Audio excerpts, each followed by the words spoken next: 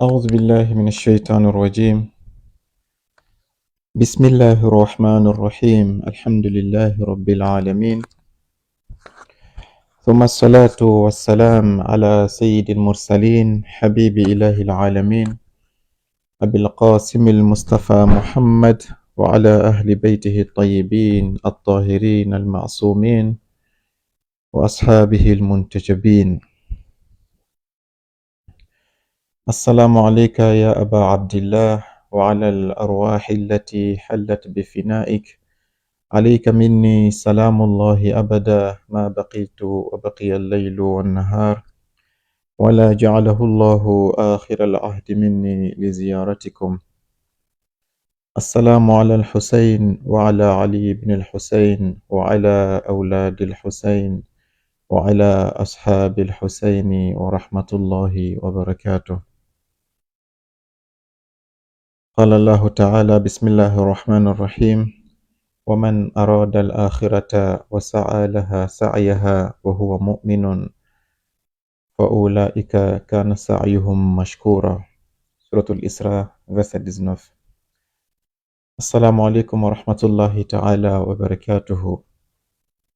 Inch'Allah ta'ala, nous sommes dans le mois deuil de Ashura, ce mois de pénitence, ce mois de tristesse, ce mois où le prophète et sa famille est en deuil, ce mois où l'imam Mahdi Ajjalallahu ta'ala farajahu sharif est en deuil.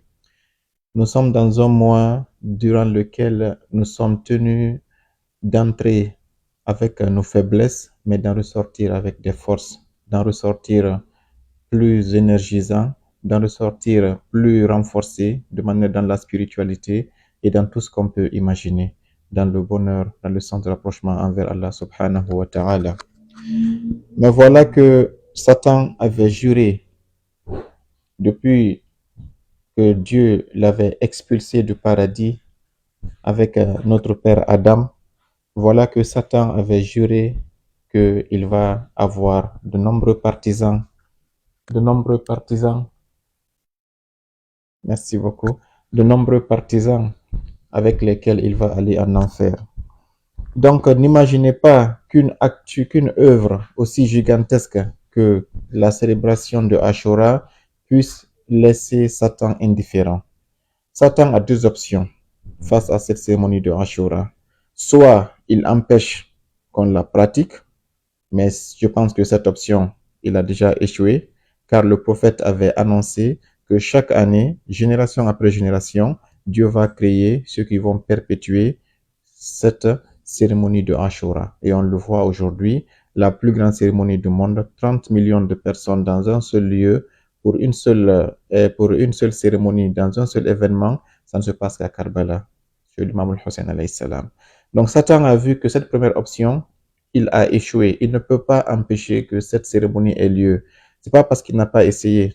Il y avait d'abord le pouvoir de Saddam qui est là, qui tuait, qui réglementait, qui faisait des restrictions, mais cela n'a pas empêché que les chiites viennent du monde entier pour célébrer Ashura.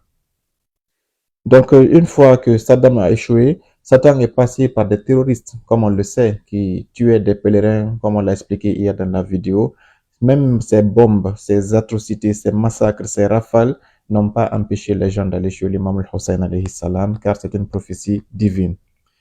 Donc, qu'est-ce que Satan s'est dit? Vu que je ne peux pas empêcher les gens d'aller chez l'imam al-Hussein alayhi salam, je vais les laisser partir, comme je n'ai plus le choix. Mais Satan a juré que dans la façon de faire, dans la manière d'aller célébrer cette cérémonie, il va injecter des petits virus dedans qui vont trouer, qui vont piéger le visiteur, qui vont essayer de compromettre ses actions alors qu'il pensait faire du bien, mais dans les actions qu'il pose, dans les discours qu'il prononce, que Satan puisse injecter des choses qui sont complètement erronées, qui sont complètement contraires à l'éthique et à la volonté de Dieu, et il finit par vraiment perdre les récompenses qu'il aurait dû acquérir et l'effet donc de spiritualité qu'il aurait dû puiser pendant cette cérémonie de Ashura. Et donc cette vidéo aujourd'hui, si elle est là, c'est juste un petit rappel de conscientisation, de mise en garde pour ne pas que lorsque nous pratiquons Ashura, lorsque nous pratiquons cette cérémonie de deuil, que nous puissions y introduire des actions qui pourront vider toute cette cérémonie de son sens, vider cette cérémonie de son contenu et de sa quintessence. Avant d'aller dans ces pratiques, soulignons 2 points. Chez les chiites, il y a des actions qui sont déplorables, qui sont à éviter. Chez les sunnites encore, c'est pire et on va terminer par les sunnites, Inch'Allah ta'ala. Le deuxième point, c'est que Satan n'est pas à sa première tentative. Satan a juré, et ça, il n'y a aucune adoration presque dans la religion musulmane, il n'y a aucune action de grâce, une action de bonne, en tout cas pieuse, dans laquelle Satan n'a pas tenté, s'il ne l'a pas empêché, au moins de la dénaturer afin de falsifier la pratique ou le discours afin de pouvoir toujours vider l'action en question de sa quintessence. Juste 2 à 3 exemples. Notre ablution, nous savons que le prophète a dit que celui qui fait ses ablutions de façon correcte, à la fin du monde, son visage et ses mains vont briller et cela va être une forme de repérage qui va être distingué et sélectionné pour aller au paradis, juste par l'ablution.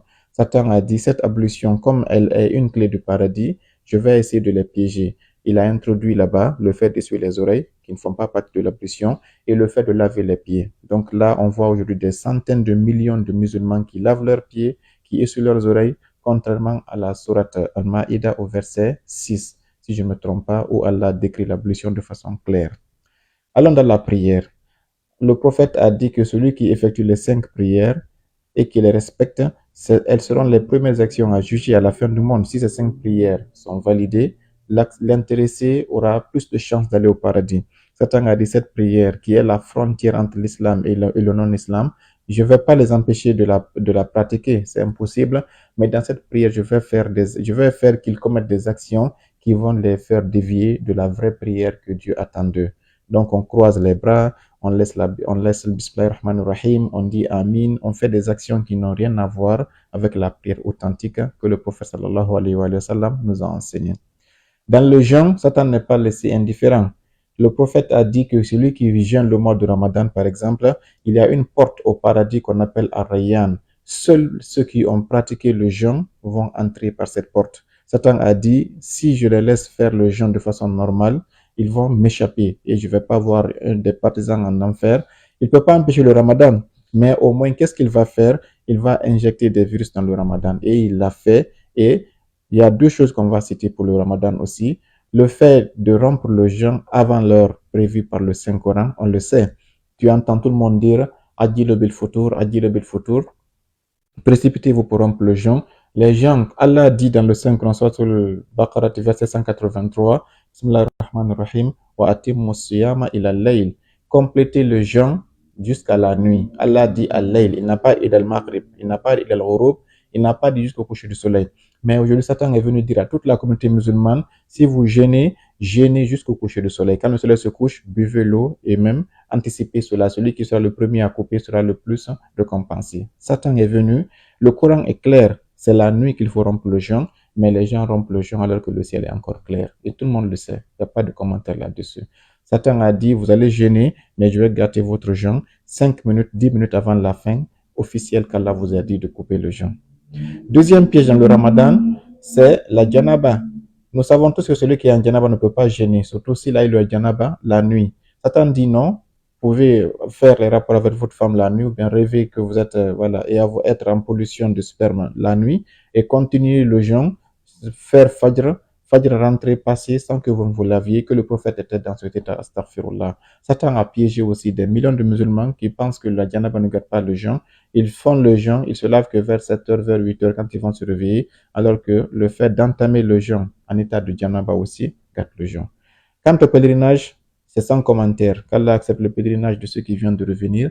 Mais le pèlerinage, la seule action qu'on va citer pour montrer que Satan a injecté le pèlerinage d'une manière très très dangereuse, la stèle de Satan, dans les années 80, si vous regardez les anciennes vidéos du pèlerinage, là où on appelle Ramul Jamarat, là où on jette les pierres, il y avait une forme de poteau, une forme d'obélisque qui était installée et c'est ça que les gens cognaient. C'était ça qui représentait Satan. Pendant des centaines d'années, on a cogné Satan sous forme d'un poteau. Qu'est-ce qui s'est passé? Satan a dit, j'en ai marre d'être cogné, je veux être adoré à la Mecque, à la Kaaba durant Arafat. Qu'est-ce qu'il a fait? Satan a poussé certains dirigeants de la Mecque aujourd'hui de de déplacer la stèle qui était cognée et de la placer où? Sur le mont Arafat. Le prophète a dit Al-Hajju Arafat, sallallahu alayhi wa sallam. Le prophète a dit que le pèlerinage, la quintessence et le noyau du pèlerinage, c'est la montée de Arafat. Et sur Arafat, il y a un point principal où le prophète avait posé ses pieds lors de son unique pèlerinage. Les traces des pieds du prophète sont sur le mont Arafat, pas physiquement, mais spirituellement. Qu'est-ce que Satan a fait? La stèle qu'on connaît pendant qu'on lapidait Satan, cette stèle a été arrachée de la place des pierres. Elle a été placée aujourd'hui au sommet du mont Arafat et sur la place même où le prophète s'était arrêté. Aujourd'hui, si vous voyez cette stèle, allez voir aujourd'hui les photos sur Google. Toutes les photos du mont Arafat, vous allez voir un gros poteau, une forme de mur, une forme de stèle long qui est sur le mont Arafat qu'ils ont peint en blanc. Tellement que les gens ont touché et ont embrassé ce poteau. Aujourd'hui, toute la partie basse qui est atteinte par les mains des hommes est devenue noire à cause de la vénération que ce poteau a reçue. C'est comme Satan est en train d'envoyer le message. Vous m'avez lapidé pendant des siècles, mais maintenant, je me suis révolté contre vous. C'est moi que vous allez venir vénérer, embrasser et caresser pendant votre montée sur Arafat, l'action principale de votre pèlerinage. Ça, c'était une parenthèse pour vous montrer que Satan ne dort pas. Allah dit dans le Saint-Coran qu'il a shayatinul insi wal jinn. Il y a des satans hommes, il y a des satans djinns. Et les hommes encore sont pires, car ils sont parmi nous. Ce sont des présidents, ce sont des rois, ce sont des voisins. Excusez-moi pour cette interruption, c'était un problème de réseau. Donc Satan ne dort pas. Et il a toujours essayé de bloquer ce qu'on appelle l'arrivée de l'homme vers la spiritualité, vers la perfection. Donc, de la même façon que Satan a attaqué la prière, il a attaqué le jeûne, il a attaqué le hajj, il a attaqué l'ablution, il a attaqué à peu près toutes les parties de l'islam, même le Saint-Coran aujourd'hui. Qu'est-ce que Satan a fait? Allah ne nous oblige pas à lire le Saint-Coran, il nous oblige à méditer sur le Saint-Coran. Il dit, Afala yatadabbarun al-Qur'an. Il n'a jamais dit Afala taqra'un al-Qur'an. Aujourd'hui, le Coran, l'imam Ali avait dit, Yati ala-nasi zamanun la yabqa min al-Qur'an illa rasmuhu. Imam Ali avait dit qu'un terme viendra vers la fin du monde. Le Coran, il ne va rester que c'est-à-dire sa calligraphie. On écrit très bien, c'est écrit avec des machines et avec la voix. C'est-à-dire que c'est seulement maintenant le tajwid qui reste du Saint-Coran. Mais quant au tawhid, quant au fiqh, quant au akhlaq, quant à ce qu'on appelle les usul qui sont dans le Saint-Coran, on a mis ça de côté aujourd'hui. On donne plus de combien de millions d'euros ou de dollars à une personne juste parce qu'il a resté le Saint-Coran alors qu'il ne connaît rien ni de Dieu, ni de prophète, ni de l'islam, ni même la tradition des versets qu'il a récités. Pourquoi? Parce que Satan avait juré que le Coran va rester uniquement accroché maintenant à la voix et on dépense des millions pour organiser ces cérémonies. C'est pas mal en soi, mais ça ne devait être que le début. Celui qui doit être le plus récompensé, celui-là qui est en train de faire une interprétation du Saint-Coran, qui connaît les versets, qui connaît les sens, qui connaît l'interjonction entre les versets. Mais tout ça aujourd'hui est mis à l'eau. Celui qui fait uniquement la belle voix, qui est considéré comme étant quelqu'un qui est le savant qui maîtrise le Saint-Coran. Donc, pour vous dire que Satan ne reste pas tranquille, à chaque fois qu'il y a un événement il sait qu'il va drainer les gens vers le paradis, Satan vient toujours pour creuser des petits trous là-bas pour faire tomber les gens. Donc maintenant, quant à Ashura aussi, Satan n'est pas resté à l'écart. J'ai ouvert notre cérémonie du jour par un verset, Surat al-Isra, verset 19, Bismillah ar-Rahman ar-Rahim, وَمَنْ أَرَادَ الْآخِرَةَ وَسَعَى لَهَا سَعْيَهَا. Celui qui veut atteindre l'au-delà, celui qui veut gagner l'au-delà, وَمَنْ أَرَادَ الْآخِرَةَ. Dieu dit que c'est un objectif. C'est-à-dire que tu es dans cette vie, tu dis Dieu, moi, je veux gagner l'au-delà. Je veux pas gagner ce monde. Allah dit c'est un bon objectif. L'objectif est bien, mais Allah dit ça ne suffit pas. Il dit وَسَعَى لَهَا سَعْيَهَا. Et il emprunte la voie qu'il faut pour gagner l'au-delà. Il va vers la voie qu'il faut. Autrement dit, Dieu nous enseigne par ce verset que tu peux vouloir gagner l'au-delà, mais pour aller vers l'au-delà, tu te trompes de voie. Tu suis une voie qui est piégée par Satan. Tu penses aller vers l'au-delà, mais tu ne vas pas l'au-delà. Au contraire, tu ne fais que t'éloigner de l'au-delà. Il emprunte la voie qu'il faut pour mener à l'au-delà. Qu'est-ce que Dieu dit ici? Il y a l'objectif que tu peux te fixer. Mais si, c'est comme dans une entreprise, tu as un projet, tu veux réaliser ton projet. Le projet, c'est l'idéal, c'est l'objectif. Mais si dans tes démarches, dans tes actions que tu mènes, si ces actions ne sont pas conformes avec la finalité que tu recherches, tu sais que tu ne vas jamais atteindre le résultat que tu escomptes. Donc Allah dit, de la même façon aussi pour l'au-delà, si tu veux l'au-delà, il faut savoir qu'il y a une voie à suivre pour l'au-delà. Si tu ne suis pas cette voie, tu n'atteindras pas l'objectif que tu t'es fixé. وَمَنْ أَرَادَ الْآخِرَةَ وَسَعَى لَهَا سَعْيَهَا وَهُوَ مُؤْمِنٌ. Deuxième condition, il faut que tu aies la foi. Il ne faut pas que tu poses ces actions juste pour te faire voir. Parce que seulement, tu peux prier, tu peux jeûner, tu peux tout faire, mais si tu ne l'as pas fait sous le couvert de la foi, Dieu dit aussi que tu ne peux pas aller. Donc, il y a d'abord faire l'action qu'il faut, mais aussi être croyant. Allah dit, ces gens-là, leurs actions seront vraiment saluées, leurs actions vont porter fruit. Donc, le cas de Ashura aussi, nous, on veut vraiment atteindre Hussein. On veut prouver notre amour pour Hussein. On veut que Hussein soit connu dans le monde entier. On veut que cette tragédie, le fait qu'il soit assassiné, massacré avec sa famille, que cela ne reste pas inconnu, que cela serve à des gens de se convertir au chiisme, de revenir vers la vérité. Mais ça, c'est l'objectif qui est louable. Maintenant, quant aux actions que nous posons pour cet objectif, posons-nous la question, uniquement une seule question, ou bien deux à la fois. Cette action que je pose, qu'est-ce qu'elle apporte à Hussein? Si tu vois que ce que tu fais là, ça n'apporte rien à Hussein, ne le fais pas. Cette action que je pose, c'est la deuxième question. Qu'est-ce qu'elle apporte à celui qui ne connaissait pas le chiisme? Va-t-il l'attirer vers le schisme ou va-t-il le repousser du schisme? Si ça repousse les gens du schisme, ne le fais pas. C'est que tu t'es trompé. Ce n'est pas tu n'as pas emprunté la voie qu'il faut. Donc, dans cette pratique, dans cette logique, j'allais dire, il y a seulement deux questions à se poser. Toute action que vous allez faire, vous les chiites qui manifestez pour Hussein alayhi salam, posez-vous deux questions. Si ce que vous faites, ça apporte à l'imam Hussein quelque chose, alhamdulillah, faites-le. C'est-à-dire, ça augmente que les gens l'aiment de plus, ça fait que les gens l'admirent de plus, ça fait que les gens qui ne le connaissaient pas le connaissent de plus et les gens soient attirés de plus vers Hussein, faites-le. Deuxièmement, si vous constatez que ce que vous faites, ça n'approche pas les gens vers le chiisme, laissez, ne le faites pas, car vous serez responsable d'avoir été un barrage entre Hussein et les personnes qui ne le connaissaient pas. Et c'est ce qui fait que cette vidéo qu'on va faire aujourd'hui est d'une importance capitale. Bien. L'exemple que je vais donner par rapport d'abord à l'objectif et qui n'a pas été atteint à cause de l'empruntement de mauvais chemins, c'est la sourate Yusuf alayhi salam. Regardez les frères de Yusuf. Les frères de Yusuf, ils ont fait beaucoup d'actions.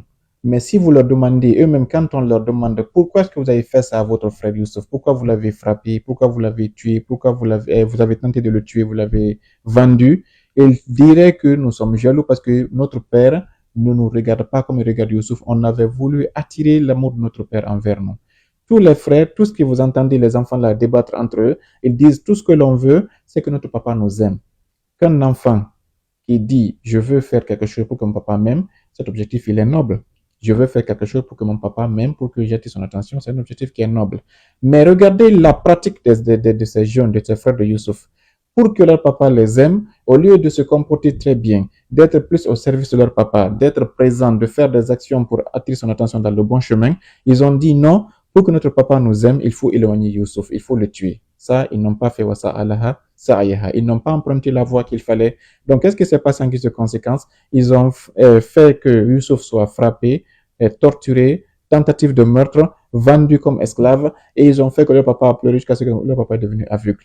Pourquoi? Parce que même s'il voulait que ce papa les aime, mais la conséquence a été que le papa les a haïs pendant 40 ans, il a pleuré, il a même fui, il a construit une maison à côté pour montrer que tu peux avoir un objectif qui est noble, mais si tu ne fais pas de la meilleure des façons, la meilleure des actions, tu peux rater ton objectif. Bien, on vient maintenant dans la pratique. On commence par le premier point que je vais annoncer ici, c'est que Ashura, c'est un deuil. Donc, toutes les actions qui doivent être posées dans cette cérémonie de Ashura, ces 10 jours jusqu'à Arbaïn, doivent tous être encadrés par la tristesse, par le deuil. Toute action qui mène à l'ambiance doit être évitée. Ça, c'est le premier point. Et ça, il faudrait qu'on essaie d'insister là-dessus. Vous imaginez que Sayyidah Zahra alayhi salam, elle est en train de pleurer pour son fils. Le prophète sallallahu alayhi wa sallam est en deuil et toi, tu viens, tu essaies de faire des actions qui vont dans l'ambiance, dans la joie, dans la moquerie, parfois même dans le rire. Est-ce que c'est une action qui est logique? Au lieu d'attirer la satisfaction de Zahra alayhi salam, tu es en train d'attirer sa colère. Et le prophète a dit, Inna Allah yarda al-rida Fatima wa yaghdabu li ghadabiha. Allah est content quand Fatima est contente et Allah est en colère quand Fatima est en colère. Même pas par rapport à Fatima, dans votre famille, imaginez que quelqu'un a perdu son enfant. Au lieu de venir la consoler, tu essaies de venir faire des actions qui sont contraires à l'éthique et à la déontologie. Donc ça, c'est une chose à éviter. Et aujourd'hui, j'attire l'attention de ceux qui font ce qu'on appelle l'atmiyat, ceux qui tapent leur poitrine, surtout la nouvelle façon de taper la poitrine. Aujourd'hui, quand tu vois cela, tu penses même pas que les gens sont en deuil. Tu penses qu'ils sont en train de faire une ambiance, de se défouler. Imagine que, c'est-à-dire que si, comme nous, on n'a pas ce mérite de voir ces Azara, mais forcément, elle est assise là-bas. Pendant que vous êtes en train de faire votre cérémonie de Ashura, elle est là. Imagine que cette Azara est là, assise en train de pleurer, et toi, tu viens en train de faire des grimaces, en train de faire des sauts de taper, n'importe comment, même parfois en riant, parfois en faisant en n'étant même pas présent. C'est une erreur qu'il ne faut pas commettre. Celui qui pose des actions qui ne sont pas couvertes par le deuil pendant les jours de Ashura est en train de déclencher la couleur de Zahra. Donc, tu veux satisfaire Hussein, mais au contraire, tu es en train de déclencher la colère de Zahra, et ce sont deux choses incompatibles. Je vous ramène à des vidéos des jeunes qui sont en train de se taper la poitrine, se courbent comme s'ils labouraient un champ, ils sautent, ils se tapent. C'est pas comme ça. Le fait, il faut regarder les vrais maradis, les vrais guides qui sont là actuellement. Quand ils tapent leurs mains, la main ne dépasse même pas un mètre. Ils tapent à cette distance-là, doucement. Ils sont en train de méditer et essayer de revivre les massacres de Karbala et de pleurer.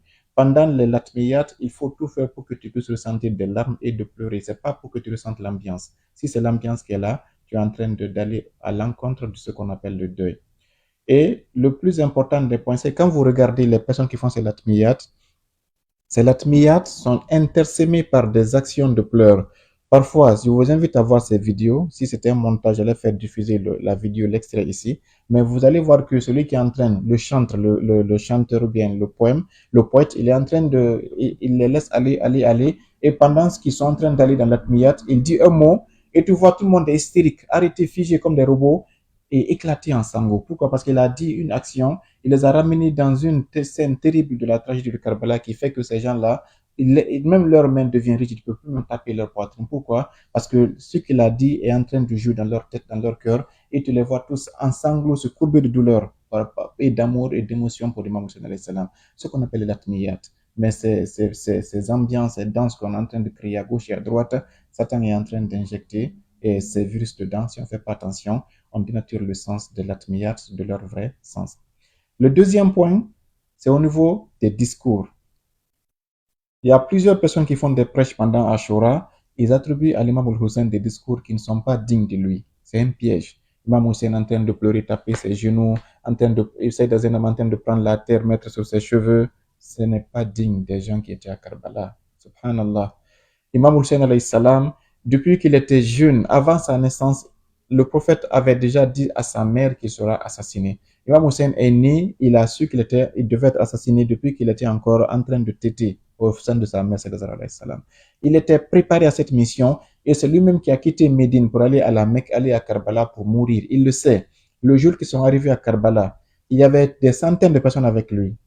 Il a dit Huna mahattu rihalina, wa huna masba nisaina, wa huna maqtal rijalina, wa min huna naqumu yawm al-qiyamah. Il a dit à tout le monde, si vous m'avez suivi depuis Médine jusqu'ici, on est arrivé. Je ne suis pas sorti pour être chef, je ne suis pas sorti pour avoir le pouvoir, je ne suis pas sorti pour être un leader, je suis venu pour mourir ici. Ici, on descendra nos bagages. Ici, nos femmes seront mises sous captivité, rendues à l'esclavage. Ici, nos hommes seront décapités, déchiquetés, découpés en morceaux. Et c'est d'ici que nous allons nous ressusciter à la fin du monde. Celui qui est prêt à mourir, qu'il reste. Celui qui n'est pas prêt, je vous libère. Et beaucoup de personnes sont retournées. Ça montre que Hussein savait que ce qu'il attendait. Il a toujours été quelqu'un, il a dit il a dit il dit la mort est une tradition, le fait d'être assassiné est une tradition pour nous. Il a dit notre honneur, notre dignité, nous les familles d'Ahlul Bayt, c'est de tomber martyr. Donc, Imam Hussein n'avait pas peur de la mort. Aujourd'hui même, pour vous ramasser, les gens qui sont aujourd'hui vivants en notre temps que j'ai vu, que j'ai écouté, avec lesquels j'ai fait les mêmes classes, quand ils vont partir, par exemple, dans des lieux où il y a des risques d'être tués martyrs, s'ils reviennent vivants, ils pleurent. Ils disent, non, mon ami, j'ai pas été sélectionné. Parce que Dieu ne m'a pas inscrit sur la liste des martyrs, il m'a laissé revenir en vie et je pense que ma foi manque encore. Donc, il va encore repartir quelques mois, quelques semaines après pour mourir martyr. On a eu des gens qui revenaient dans leur pays pour dire, mes frères, priez pour moi pour que je ne revienne pas, pour que je tombe martyr. Un homme ordinaire a déjà eu envie d'aller tomber martyr. Vous pensez que Saïdou Shohada, le chef des martyrs, le leader des jeunes du paradis, aura peur de la mort? Il va dire, oh, vous qui êtes là, vous m'avez abandonné, pourquoi personne ne me répond? Oh, toi, lève-toi, aide-moi, ma famille n'a plus. Imam Hussein n'a jamais dit ce type de discours. Il a toujours été un vaillant guerrier, un homme déterminé. Au contraire, il les menaçait de l'enfer. Il tentait de les conscientiser. Il tentait de les ramener à la raison. Et il disait que s'ils se mêlaient de son sang, c'était la mort c'était l'enfer qui les attendait. Il n'a jamais pleuré. Il ne s'est jamais lamenté. Il n'a jamais regretté le fait d'être sorti à Karbala. Donc, dans les discours aussi, faisons beaucoup attention. Imam Hussein n'est pas quelqu'un à humilier. Il a dit quoi? Il dit vaut mieux mourir dans la dignité que de vivre dans l'humiliation. Imam Hussein n'a jamais donné de discours. C'est dans Zainab alayhi salam, sa petite sœur aussi, on lui attribue des scènes qui ne sont pas dignes des filles du prophète. L'imam Hussein avait dit à sa sœur, il dit, quand je vais mourir, je sais que toi déjà, tu es vacciné, mais les femmes qui sont à côté de toi, dis-leur de ne pas dire des paroles qui font à l'encontre de la satisfaction de Dieu, de ne jamais maudire, de ne jamais se lamenter, et de ne jamais dire des phrases qui sont contraires à l'éthique. Et surtout de ne jamais déchirer leurs habits ou de se gifler leur visage. Imam Hussein avait donné ce ordre à Sayyidah Zainab. Vous pensez que cette femme va sortir par après, comme on le dit dans les textes. Quand Imam Hussein est sorti, il a été assassiné. Sayyidah Zainab est venue avec les femmes. Ils ont enlevé leur voile, ils ont pris les sables désert, ils ont mis sur leurs cheveux. Ça, c'est des conneries. Ce sont des humiliations qui ne sont pas dignes de l'imam Hussein, ni de sa famille, ni de ces femmes qui étaient restées aux côtés de l'imam Hussein. Donc ça, c'est le deuxième point. Le discours doit être un discours qui change. Le troisième point, c'est par rapport à un Africain qui est là-bas, qui s'appelle John. Le seul Africain qui était parmi les compagnons de l'imam Hussein, il était là, il s'appelait John. Il y a un homme qui était parmi d'abord les Sahabat Rasulillah, il faisait partie des compagnons du prophète, il était très âgé. Il a accompagné le prophète dans plusieurs batailles. Il a accompagné l'imam Ali dans toutes ses batailles. Il n'a jamais chômé une seule bataille de l'imam Ali. Imam al-Hassan, il était à ses côtés, il l'a accompagné contre Muawiyah. Et Imam al-Hussein à Karbala, John était aussi là. Tellement que John a été aimé par Allah, tellement que Dieu a été satisfait de John, lorsque il est venu auprès de l'imam Hussein, l'imam Hussein a dit, tu as déjà le mérite qu'il te faut, je te libère, il faut repartir chez toi, transmettre ce message. Il a dit non. Il dit, j'aimerais que mon sang se mélange à ton sang, au imam Hussein. Je ne vais pas te laisser ici. Imam Hussein a tout fait. Il a dit, imam, donne-moi la permission d'aller mourir pour toi. Imam Hussein l'a permis, il est parti. Quand il est décédé, Dieu a fait à John une chose qu'il n'a fait à aucun martyr de Karbala. Son corps a dégagé un parfum paradisiaque. C'est-à-dire que tellement que le muscle qui sortait de lui était gigantesque, jusqu'à des années après, lorsque les Abbasides sont venus, ils ont voulu déterrer les tombes des martyrs de Karbala par haine pour eux. Quand ils sont approchés de la tombe de John, la tombe avait un parfum qu'aucune autre tombe n'avait dans tous les alentours. Quand ils ont constaté que c'est un homme de peau noire qui est enterré ici. Ça, c'était un privilège pour nous les Africains. John a été l'ambassadeur de toute l'Afrique dans la tragédie de Karbala. Qu'est-ce qui s'est passé? Cette histoire a été falsifiée. Satan a dit non, on ne va pas laisser un noir avoir un privilège. Ils ont dit que qu'est-ce qui s'est passé? Que l'imam Hussein est venu quand John est décédé, quand John voulait partir. Qu'est-ce que John a dit? Il a dit à Hussein, ça c'est le discours que Satan a pu injecter dans nos livres. Oh Imam Hussein, je suis noir, mon visage est noir, mon odeur est vilaine. Prie pour moi que j'ai une bonne odeur. Prie pour moi que mon visage soit blanchi, tout ça. Que c'est comme ça que John est venu demander permission à Mohammed. C'est une humiliation. Et ce qui est pire, c'est que des noirs qui lisent la tragédie de Karbala repère ces mêmes humiliations contre notre ambassadeur. C'est-à-dire le noir doit être parfois conscient. Imam Hussein a mis John au-dessus de tout le monde. Les bénédictions qu'il a faites sur le corps de John, allez voir. Les bénédictions, quand John est tombé martyr, Imam Hussein est venu sur lui. Les doigts qu'il a faites à John, il ne l'a pas fait aux autres, sauf à sa propre famille, Ali Akbar et Abbas. Il faut aller voir qui est John. Mais malheureusement, c'est une parenthèse aussi, il faut éviter ces pièges. La quatrième chose, ce sont ce qu'on appelle les, le fait de se blesser. Le mot m'échappe un peu, mais ça viendra. At-tatbir. At-tatbir, c'est le fait de prendre des petites chaînes ou bien des petits couteaux et de se blesser. At-tatbir. At-tatbir, ici, c'est une pratique qui n'a aucun fondement. C'est une action qui n'a absolument aucun fondement, ni dans les textes, ni dans la pratique des imams. Cette tatbir, elle a été inventée et elle a été injectée. Pourquoi? Pour piéger ceux qui viennent à Karbala. D'abord, si vous regardez, même les chrétiens font cela. Il y a une secte chrétienne qui a pour vocation de revivre la passion de Christ. Ce sont des chrétiens, c'est une secte qui n'est pas majoritaire, mais elle existe, et ils prennent des couteaux, ils se déshabillent et ils se tapent les couteaux sur le dos. Tu vois tous leurs dos qui sont déchirés, ça vient de là-bas. Il y a des sectes hindous aussi qui marchent sur le feu.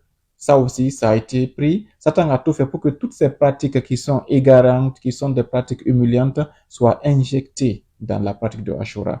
Imam Hussein alayhi salam, pose-toi la question. Quand tu viens, tu vas jusqu'à Karbala, à la tombe du Imam Hussein, tu prends un couteau, tu te blesses. Pose-toi la question. Qu'est-ce que ça apporte à l'Imam Hussein alayhi salam?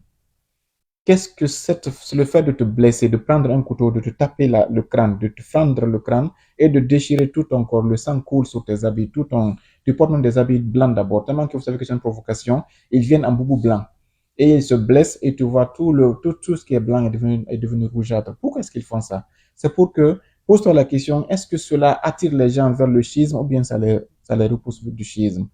Même si c'était autorisé, même si c'était permis, comme c'est pas obligatoire, si tu vois qu'une chose permise constitue un barrage pour atteindre Hussein, évite. À plus forte raison, ça n'a aucun fondement. À plus forte raison, vous ne verrez aucun texte. Vous ne verrez, ça c'est par rapport à ceux qui se posent des questions, il n'y a aucun hadith, même Da'if, même Mursal, même Matrouk, qui parle de At-Tatbir. Il n'y en a pas. La seule personne que j'ai vue qui se dit cheikh, qui veut tenter de défendre ça, il dit que Sayyid Zainab alayhi salam, lorsque son frère a été assassiné, Sayyid Zainab est parti vers un mur, elle a cogné sa tête sur le mur quelquefois et le sang a coulé. Et ça, précédemment, c'était le troisième point que j'ai dit. Sayyid Zainab a été vaccinée par son frère. Son frère lui avait dit, quand je vais mourir, ne faites rien qui est contraire à l'éthique, ne faites rien qui est contraire à la déontologie et ne faites pas ce que les femmes jahilites faisaient. Et Sayyid Zainab alayhi salam, il faut taper sur Google, s'il vous plaît, le discours de Sayyid Zainab devant Yazid. Allez voir ce que cette dame a dit à Yazid. Ce que Sayyid Zainab, la chance que Yazid a eu, c'est que Sayyid Zainab était une femme, et à l'époque, les femmes n'avaient pas le droit de prendre l'épée. Si Sayyid Zainab était un homme à côté d'Abbas et à côté de Hussein, il n'allait pas être vaincu. C'est une femme qui a un cœur plus vivant que beaucoup parmi les compagnons du Imam Hussein.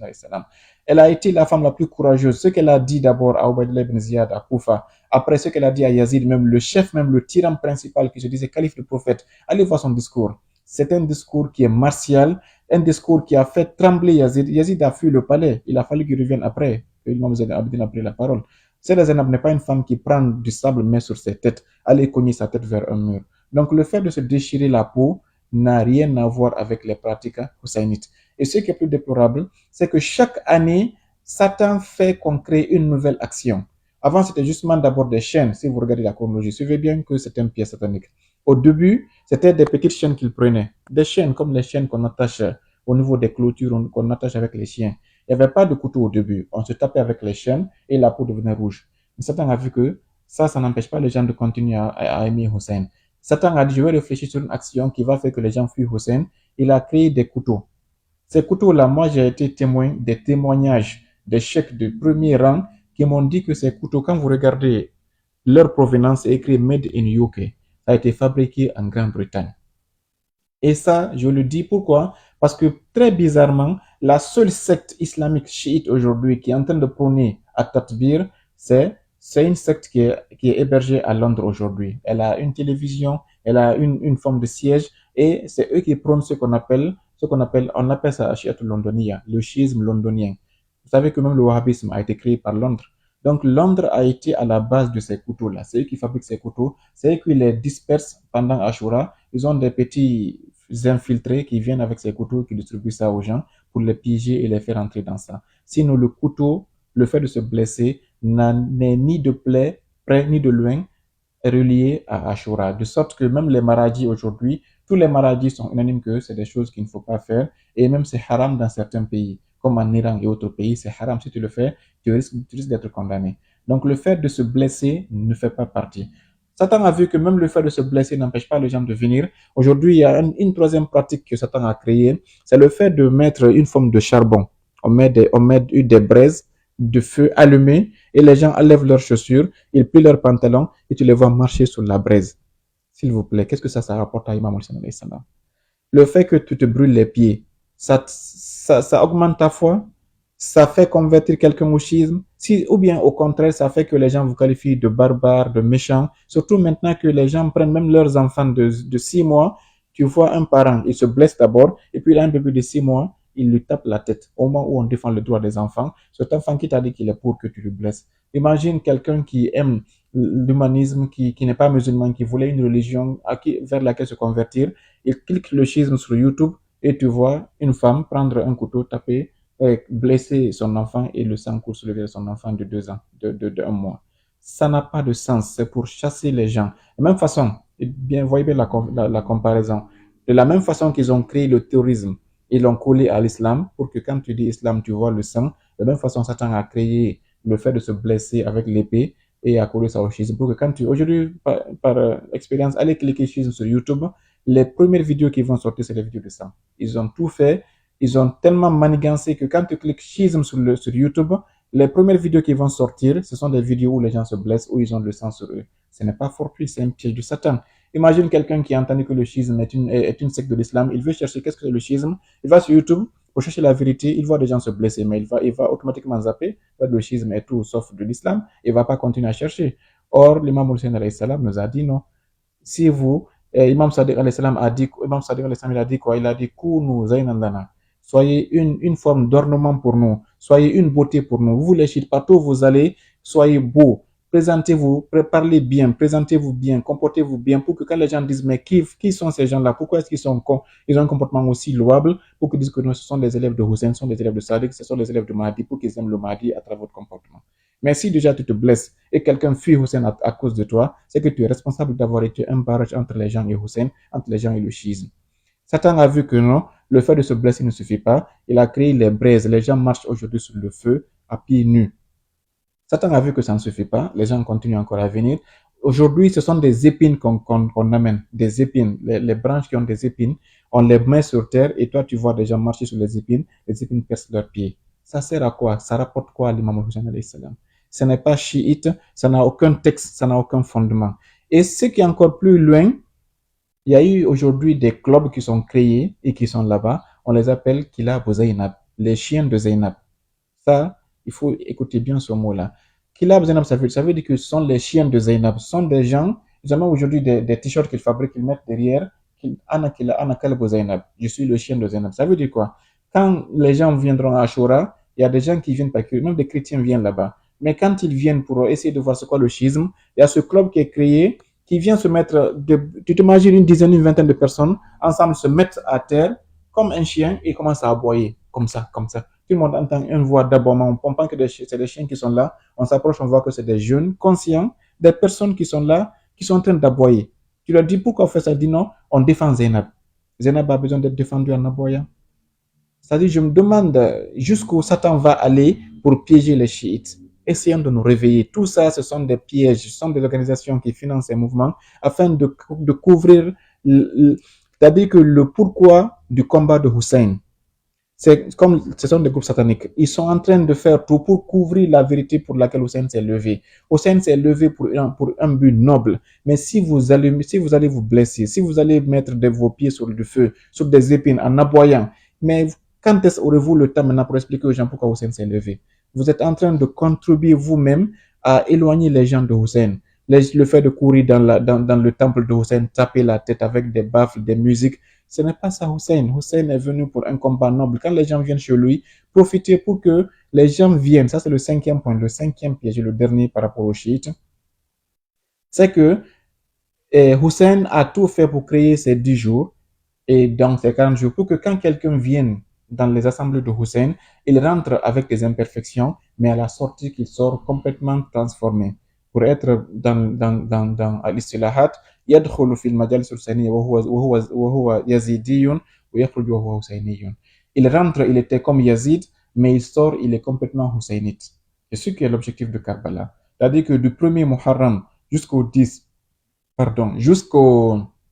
40e jour qu'on appelle Arba'in, il faudrait que les khutaba, les cheikhs qui parlent, les personnes qui prêchent, les personnes qui font des chansons, il faudrait qu'ils fassent tout pour que les personnes qui viennent les écouter rentrent avec des imperfections. Peut-être qu'ils sont bons et mauvais, mais qu'à la fin de ces 10 jours, à la sortie de ces discours, que ces personnes aient complètement abandonné tout ce qui est yazidite, tout ce qui est corruption, tout ce qui est mensonge, tout ce qui est péché, tout ce qui est zina, tout ce qui est alcool, tout ce qui est médisance, que les personnes la sortent complètement transformées, pleines d'énergie, exactement à l'image de Hussein. C'est ça l'objectif de ces 10 jours. Mais si vous appelez les gens pendant 10 jours, c'est pour juste danser, manger et faire des discours qui n'ont rien à voir avec la vérité. Ces gens-là sortent, le lendemain, ils commencent encore à faire leurs péchés habituels. C'est que vous qui avez appelé à ces cérémonies, vous avez échoué.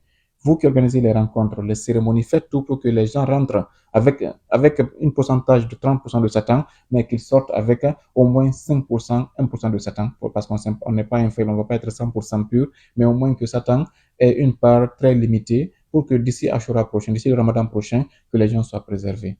Et je termine par les cantiques, ceux qui chantent.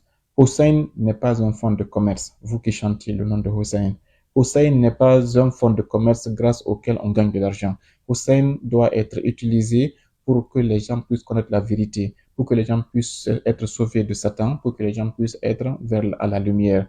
Mais si vous chantez juste pour faire le buzz, pour avoir des likes, pour se faire de l'argent, soit par YouTube, par Facebook, ou bien pour avoir des morceaux qui sont vus et vendus, sachez que vous avez utilisé Hussein pour des fins personnelles. Elle a dit, ce sont les gens qui achètent leur au-delà par leur monde d'ici-bas et c'est encore dangereux. Donc, par rapport au côté chiite, voilà quelques points dont je me suis rappelé et dont je voulais partager avec vous. Je sais que la vidéo tend à être un peu longue, mais je voudrais terminer par le côté sunnite. Le côté sunnite, je ne vais pas aller trop loin. Je voudrais seulement présenter 3 points pour les sunnites par rapport à Ashura. Les sunnites, si Imam Hussein s'est levé, c'est pour nous avertir de ne pas suivre Yazid, de ne pas suivre Muawiyah, de ne pas suivre les Abbasides, les Omeyyades, ni les Ottomans. Vous les sunnites qui n'avez pas encore accepté cela, c'est-à-dire que même si vous ne devenez pas chiite, ça n'engage que vous, mais faites tout pour ne pas supporter celui qui a tué Hussein. Ça, c'est la première erreur des sunnites. C'est-à-dire que par haine contre le chiisme, par haine contre ceux qui sont aujourd'hui qualifiés de rafidites et autres, le sunnite qui sait que Yazid a tué Hussein, tu l'entends dire Yazid radiyallahu anhu. Toi, le sunnite, tu as quel intérêt à bénir quelqu'un qui a tué Hussein? En âme et conscience. C'est-à-dire que tu peux ne pas être chiite, mais de grâce, ne te jette pas vers la perdition. Allah dans le Saint-Coran nous a dit, ne vous joignez pas aux gens qui ont commis l'injustice, car si vous le faites, le feu va vous toucher. Le feu va vous toucher. Vous les sunnites, vous pouvez ne pas être chiite, vous pouvez ne pas suivre Hussein si vous voulez, mais de grâce, quand on dit Muawiyah, quand on dit Yazid, s'il vous plaît, dites pas radiallahu anhu. Même si vous ne le maudissez pas, mais ne bénissez pas quelqu'un qui a tué Hussein quand même.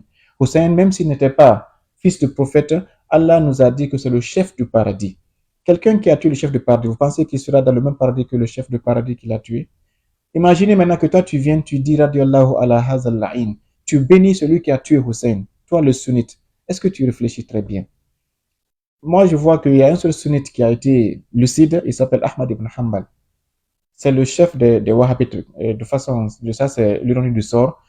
C'est-à-dire que son fils lui avait demandé, il s'appelle Abdullah ibn Ahmad, il a dit, mon papa, mais qu'est-ce que tu dis de Yazid? J'entends les gens le maudire, est-ce que tu penses qu'il est maudit? Et son papa a dit oui, mais comment ne vais-je pas maudire celui que Allah a maudit? Il a dit, mais où Allah l'a maudit dans le Saint-Coran? Ahmad ibn Hanbal a lu le verset dans lequel Yazid a été maudit, car il a fait une pratique qu'il a fait rentrer dans le cercle de ce que Allah a dit, c'est ceux-là que Dieu maudit et les maudisseurs les maudissent aussi. Donc vous les sunnites, premièrement, vous pouvez ne pas être chiite, c'est votre problème entre vous et votre foi, mais de grâce, quand on dit Yazid, quand on dit Muawiyah, ayez honte de dire radiallahu anhu, car le prophète a été endeuillé. Imaginez comment son fils a été tué. Le prophète, ça c'est une parenthèse, le jour de Ashura, et c'est dans Musnad Ahmad, et c'est dans Mustadrak Sahihain. Allez voir le chapitre de Ashura dans ces livres-là. Il y a eu 2 personnes qui ont fait 2 rêves, mais qui étaient identiques. La femme du prophète Salama, alayhi salam, et Ibn Abbas, le compagnon du prophète, ils ont fait 2 rêves. Et chacun a fait un rêve le même jour. Ils étaient à Médine, l'imam Hussein était à Karbala. Sayyidat Salama a crié pendant son rêve. Toutes les autres femmes du prophète sont venues en courant pour voir qu'est-ce qui se passe dans sa chambre. Elle a dit, Wallahi qatalul Hussein. Il dit, je jure qu'ils ont tué Hussein. Mais on dit, Sayyidat Salama, mais tu es à Médine, comment tu peux le savoir? Elle dit, je viens de voir mon mari, le prophète Mohammed sallallahu alayhi wa sallam. Le prophète est décédé il y a 51 ans. 51 ans après la mort du prophète, sa femme Salama l'a vu. Et qu'est-ce qu'elle a vu? Elle a dit, je l'ai vu Rabiran. Il était plein de poussière. Il était avec des habits qui étaient déchirés. Il était complètement des cheveux en tignasse. Il était méconnaissable. Quand je l'ai vu, j'ai dit, Biabi anta ummi, que mon père et ma mère te soient sacrifiés au prophète d'Allah. Qu'est-ce qui t'est arrivé? Le prophète a dit, je viens de voir Shahidtu qatla Abi ibn al-Hussein Anifan. Je viens d'assister à la décapitation de mon fils Hussein tout de suite à Karbala. Et Ibn Abbas a fait le même rêve, mais Ibn Abbas a vu un plus. Ibn Abbas a dit, Ibn Abbas dit, j'ai vu dans les mains du prophète une bouteille dans laquelle il y avait du sang. J'ai vu le prophète, j'ai tremblé, j'ai dit, oh messager d'Allah, mais qu'est-ce que tu tiens dans ta main? Il a dit, Haza damul Hussein wa ashab. Ça, c'est le sang de Hussein et de ses compagnons. Je viens de les ramasser sur le désert de Karbala, on vient de les tuer. Ibn Abbas s'est réveillé dans sa maison, Salama s'est réveillé dans sa maison, ils sont rassemblés au niveau du centre et chacun a dit, je jure que Hussein est tué, on vient de voir le prophète sallallahu alayhi wa sallam, il est en train de pleurer, il a en main le sang de Hussein alayhi salam, et il a dit, Arfa'uha illallah, il dit, je vais porter cette bouteille chez Dieu pour porter plainte contre les assassins de mon fils Hussein. Ça, le prophète a dit, quiconque me voit en rêve, c'est comme s'il m'a vu en réalité. Le prophète, on ne le voit pas en dissimulation. Si tu le vois, c'est que ça s'est passé. Donc le prophète était réellement sur le champ de bataille, dans le monde spirituel, al-Barzakh, mais il a vu. Imagine le prophète en pleurs, en deuil, dans le cœur qui saigne. Toi, le sunnite, tu viens, tu diras d'Allah à la Yazid, à la Muawiyah. Tu bénis Yazid et Muawiyah qui ont fait ce acte-là. Est-ce que tu es intelligent? Est-ce que tu es en train de réfléchir à ce que tu es en train de faire? Vous, les sunnites, faites tout, mais n'adressez jamais de radiallahu anhu ni à Yazid ni à Muawiyah si vous voulez être avec le prophète sallallahu alayhi wa sallam. Car le prophète va porter plainte contre Yazid à la fin du monde. Il va porter plainte contre ceux qui ont participé à cet assassinat. Si vous bénissez ces personnes, j'ai beaucoup peur pour vous. Pour vous les Tidjanites, je vais revenir sur un livre que vous connaissez. Ce livre-là, il s'appelle Diwan al-Khutbatul Minbariya. Nos anciens parents qui sont au Fouta connaissent ce livre-là. Bien sûr, aujourd'hui, le wahhabisme l'a effacé. Mais il s'appelle Diwan al-Khutbatul Minbariya. C'est un livre que nos parents utilisaient. C'est un livre où il n'y a que des sermons de vendredi pour toute l'année. Le premier vendredi qui sera demain, Inch'Allah Ta'ala, de chaque mois de Muharram, le premier khutbah donc du livre, comme le livre commence par Muharram, le premier khutbah, allez voir, ils disent que Sayyidat Zahra à la fin du monde, quand tout le monde va être ressuscité, Sayyidat Zahra va se lever avec un sang plein, avec une chemise pleine de sang. Dieu va lui dire, mais Zahra, qu'est-ce qui se passe? Que Zahra va dire, Dieu, ça c'est la chemise de mon fils Hussein. Il est plein de sang, il est troué, et je voudrais que tu m'autorises, oh Allah subhanahu wa ta'ala, de porter plainte chez toi afin que tu juges entre moi, Zahra, et les assassins de mon fils Hussein alayhi salam. Ces personnes qui ont tué Hussein, toi tu diras d'Allah anhum, tu pries sur eux, tu es en train de faire de subhanallah. Donc ça c'est en vous les sunnites, ne priez pas sur Yazid, ne priez pas sur Muawiyah, même si c'est pas parce que vous voulez être chiite, mais parce qu'ils ont été ceux qui ont endeuillé Hussein, le prophète et sa famille qui ont tué Hussein alayhi salam. Le deuxième point, ne prenez pas votre religion de ces gens-là. Ne prenez pas votre religion de ces gens-là. La façon dont Hussein pratique son islam n'est pas la façon dont Yazid et son clan pratiquent leur islam. Si vous prenez votre religion de ces gens qui ont été maudits par Dieu, contre lesquels le prophète a porté plainte, contre lesquels Zahra a porté plainte, je vous assure que vous êtes trompé de religion. Et ce qui s'est passé, quand Yazid a tué Hussein, il s'est installé sur le trône, il s'est dit calife du prophète. Et c'est lui qui a écrit, c'est eux qui ont supervisé le Bukhari, les musulmans que vous suivez, ça a été écrit et contrôlé par ce pouvoir des Muawiyah, des fils de Yazid. Ce sont ces enfants qui ont organisé ces Bukhari musulmans et vous ont dit de laver vos pieds dans l'ablution, de croiser vos bras dans la prière, de rompre le jeûne avant la nuit. C'est Yazid qui vous a dit de faire ça et son clan. Si vous suivez ceux qui ont tué Hussein, vous êtes trompé de religion. C'est un islam qui a été photocopié. L'islam originel, c'est l'islam de Hussein. Si Hussein s'est levé, il a dit, si la religion de mon grand-père ne va continuer que par ma mort, vous les épées, venez me tuer. Il s'est battu pour que l'islam authentique puisse continuer, pour que vous essuyez vos pieds dans vos prières, pour que vous dites Bismillah ar-Rahman dans vos prières, pour que vous rompez le jeûne après la nuit, pour que vous priez les bras droits et pas les bras croisés. Ça, c'est juste des exemples que je dis. Donc, si tu prends ta religion de Yazid ou de son clan, tu t'es trompé. Karbala a existé pour ne pas que vous preniez votre religion de ces gens-là. Donc, ça c'est par rapport aux sunnites. Ce sont les deux points les plus importants que je voulais préciser. Peut-être j'ai oublié d'autres points qui vont être dits, Inch'Allah Ta'ala, dans d'autres vidéos, lorsque Dieu va me rappeler par la grâce de Allah Subhanahu wa Ta'ala. La conclusion, ça c'est une autre vidéo, Inch'Allah Ta'ala, c'est que Yazid a créé une tradition, toujours. Après avoir tué Hussein, il a dit, je suis content actuellement parce que j'ai vengé mes parents. C'est le père de Hussein qui a tué mes parents à Badr. C'était Ali, le père de Hussein alayhi salam. C'est lui qui a tué Abu Jahal, c'est lui qui a tué beaucoup de personnes qui étaient, voilà, les parents de Hind, parce que Hind est la grand-mère de Yazid, pour que vous compreniez un peu. Abu Sufyan avait pour femme Hind, cette femme qui a tué Hamza, qui a mangé son cœur. Cette femme, elle est la mère de Muawiyah et Muawiyah est le père de Yazid. Donc Yazid a dit à Hussein, quand il a tué Hussein, il a dit à son fils Ali Zain al-Abidin, il a dit, si je tue ton papa, c'est pour que mes parents qui ont été tués par ton grand-père Ali, pour venger mes parents. Donc il a été content, il a créé cette fête qu'on appelle la fête du 10, le 10 de Muharram.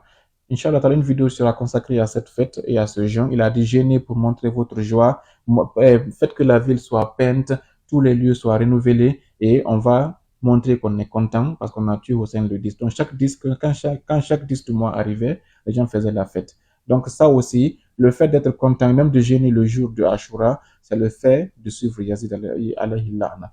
Donc vous les sunnites aussi, voilà les 3 points avec lesquels je vous incite à faire attention, ça est en train de vous piéger. Inch'Allah, la vidéo a été plus longue que prévu, je présente des excuses pour ça, mais Inch'Allah, demain aussi, on aura une autre séance par la grâce de Allah subhanahu wa ta'ala, et les thèmes à venir seront des thèmes sur pourquoi l'imam Hussein s'est levé, le jeûne, le Ashura, faut-il jeûner ou pas, est-ce une fête ou pas, on va essayer de voir tout ça au clair, Inch'Allah ta'ala, bismillah. Assalamu alaikum wa rahmatullahi ta'ala wa barakatuh. Merci pour l'assistance, merci pour avoir été là. Je ne vais pas citer les gens, mais je remercie tout ce que je vois ici, les commentaires et la présence. Que Imam Hussein prie pour vous, pour que tous vos problèmes soient résolus, santé, dette, problèmes de couple, d'éducation des enfants, tout ce que vous avez comme problème, qu'Allah vous résolve vos problèmes et qu'il pardonne nos défunts, qu'il guérisse nos malades. Muhammadin wa al-Muhammad. Ensemble, on va faire face à Karbala. On va saluer l'imam Hussein alayhi salam, car il va répondre et sa réponse est une bénédiction pour nous. السلام عليك يا أبا عبد الله وعلى الأرواح التي حلت بفنائك عليك مني سلام الله أبدا ما بقيت وبقي الليل والنهار ولا جعله الله آخر العهد مني لزيارتكم السلام على الحسين وعلى علي بن الحسين وعلى أولاد الحسين وعلى أصحاب الحسين ورحمة الله تعالى وبركاته الحمد لله رب العالمين. Merci, à demain, Inch'Allah ta'ala.